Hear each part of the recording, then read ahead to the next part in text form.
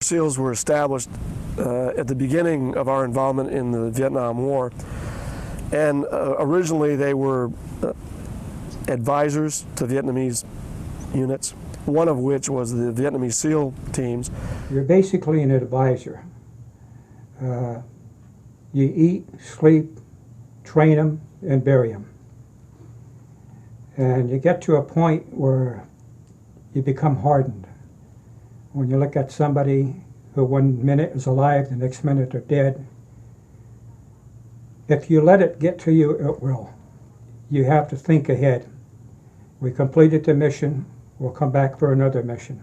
When the Vietnamese SEAL teams went to Saigon in 1966, the powers to be saw that as an opportunity for SEALs, U.S. SEALs, to go down and start combat operations. It started in February of 1966. I was with the Alpha Platoon, and Scotty Lyon, Donald Crawford. That turned out to be what they call now, referred to and put them in Time Life books as the Dirty Dozen, Vietnam style. And our mission was basically interdiction, deny enemy supply routes, kidnap and assassinate the leaders, or assassinate the leaders. And, we operated on targeted information. Throughout 1966, there was a detachment of SEALs in Na Bay, and they operated in a place called the Rungzat Zone, which means killer swamp. It was an area that no one wanted to operate in, U.S. or Vietnamese. You know, it was all land warfare over there. We were stationed in My Tho, which is down in the Delta where they grow rice. I mean, you're walking in water this deep all the time. Yeah, we did operate barefoot a lot because the sucking sound of your foot in mud or with a boot, things like that.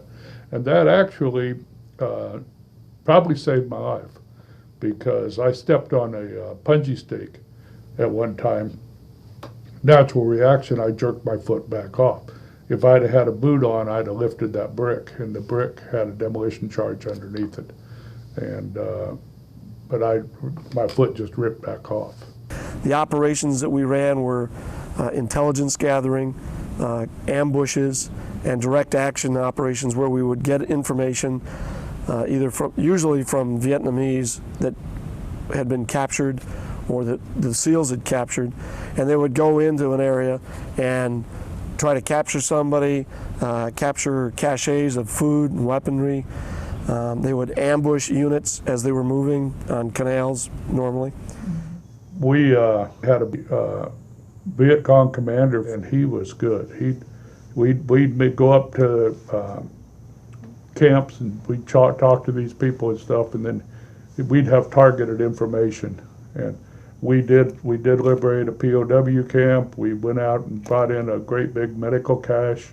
You know, some of those things that we had good information telling us, and he'd guide us right to our target.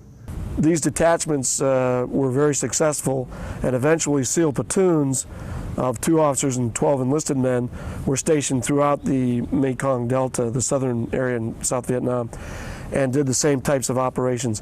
Eventually they went into operations where they would try to free POWs.